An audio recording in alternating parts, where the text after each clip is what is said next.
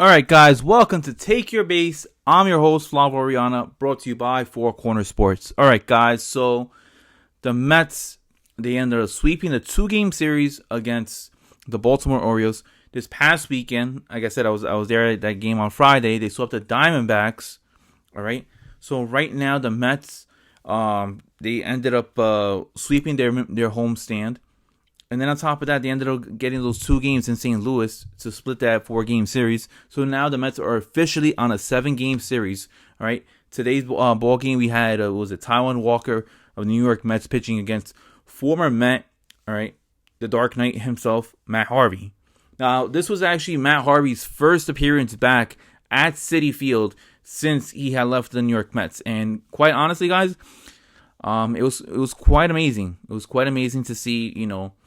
I still have a soft spot for Matt Harvey. I still feel like, to this day, he still has that potential. I know that he doesn't have that stuff where he's able to throw 96, 97, but there's a reason why he was the 7th overall pick in his draft class and why the Mets took him in the first round.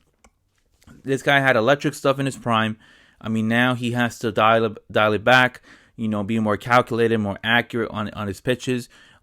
He can't just overpower hitters. So he's now with the Orioles. It's a very sad story from the dilemma of everything from Game 5 of the 2015 World Series with the Mets facing the Orioles. I mean, not the Orioles. Mets facing the Royals. Everything dwindling down. The Mets were winning that ball game in Game 5. I remember him begging Terry Collins, the manager at the time, to put him back in there. And he faced those two guys. I know it was Eric Hosmer. I don't know if he was facing Salvador Perez. But everything dwindled out from there after he allowed those two runners back onto base.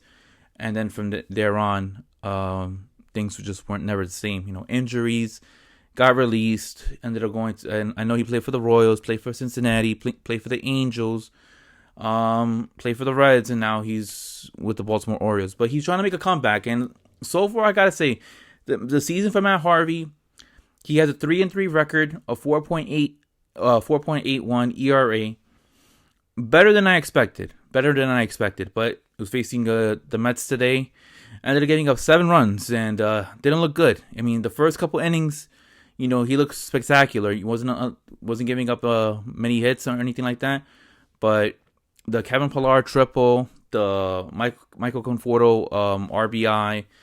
It started to open up the gap, and it just seemed like, Matt Harvey, he had a great performance earlier in the year against the Yankees. Didn't look so great against the Mets. So that's what it really came down to. I mean, the Mets were obviously the better team against the Orioles. The Orioles, I mean, they are, 16-21, and the Mets are 18-13. Right now, the Mets they beat up on a bad team, which are the Orioles. I mean, let's give it to them. They have a lot of veterans on that team, but they also have plenty of young players like Ryan Mountcastle. I know Ali Rutschman is in there. Their I believe AAA. He's gonna be coming up at some point this year. He looks spectacular. He's gonna be their primary catcher. I guarantee you by August, Ali Rutschman's gonna be their starting catcher for the Orioles, and they have something to look forward to behind the plate. But the Mets beat up on the Orioles. Pillar's 2-run triple, that was big. Taijuan Walker looked spectacular. Honestly, he only allowed 1 earned run, 4 hits. I mean, and he improves now to 3-1. The value that we're getting for Taijuan Walker, I think the Mets ended up giving him 2 years, $20 million. That is a bargain. That is a huge bargain for the Mets, just due to the fact that the Mets, they still haven't got Carlos Carrasco back. I mean, he's expected to come back at some point. You also have Noah Syndergaard, who's expected to come back around like July, August mark. So once we get those players back, and obviously Jacob deGrom is on the 10-day IL, but that's only for safety precautions because of the fact that he had right tightness on his side. The Mets are looking really good as of right now. I mean, things are clicking. It's amazing to see how the Mets are doing when there's no postponements due to COVID or rain delays or, snow or whatever. It's amazing. Now the Mets are, flourishing. Francisco Lindor is hitting now. He snapped his 0 for 27 skid. Now he's on a 5-game hit streak. So things are going really well for the Mets. And I mean, we have a guy off the bench who still hasn't gotten a hit in the major leagues, but he already has 3 RBIs in Patrick Mazeika, who ended up getting 2, not 1, but 2 walk-off RBIs in this homestand on Friday night and yesterday night. Yesterday, as in Tuesday. So the Mets are hitting on all cylinders. You know, JD Davis is still on the IL. I mean, it sucks going into Tampa, knowing that you're gonna have Jeff McNeil most likely not playing that opener. We don't know the status as of yet. What's gonna happen with McNeil? I mean, I know Jose Peraza was filling in his position right now, but really interested to see how the Mets are going to do going into Tampa this weekend. Then they face Atlanta. They're off next Thursday, and then they go in and then they face I believe Miami, if I'm not mistaken. The Mets don't come back honestly until if I'm not mistaken. I'm just looking at my phone right now because I believe I have it correct. Yeah, they face Miami, and the Mets don't come back until May 24th on that big homestand against Colorado, and they face the Atlanta Braves the weekend of Memorial Day weekend. But yeah, guys, I mean, this is gonna be a true test. This road trip.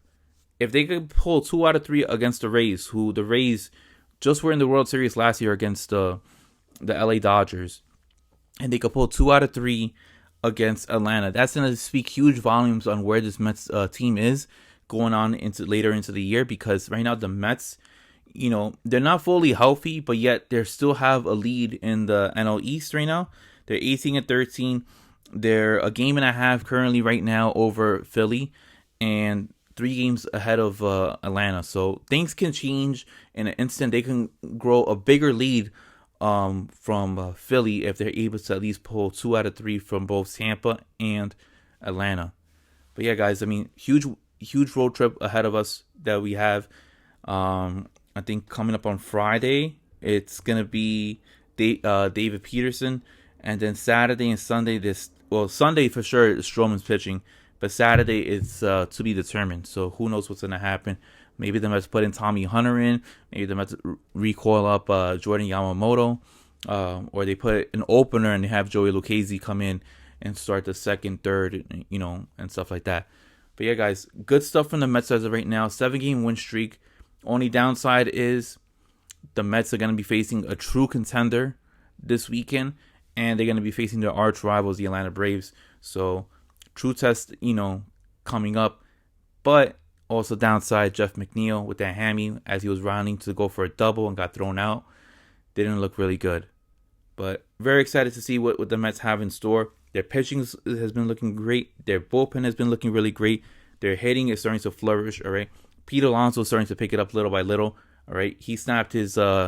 He ended up getting a hit the other day, snapping what was like an 0 for 15 hitless streak. Just need him to get a home run because he's been almost 2.5 weeks without getting a home run. Francisco Lindor is starting to pick it up, so things are looking right for the New York Mets. Until then, guys, I'm Flavio Oriana, and thank you for tuning in for Take Your Base. Please hit that like and subscribe button, and I'll see you guys next time. Peace, guys.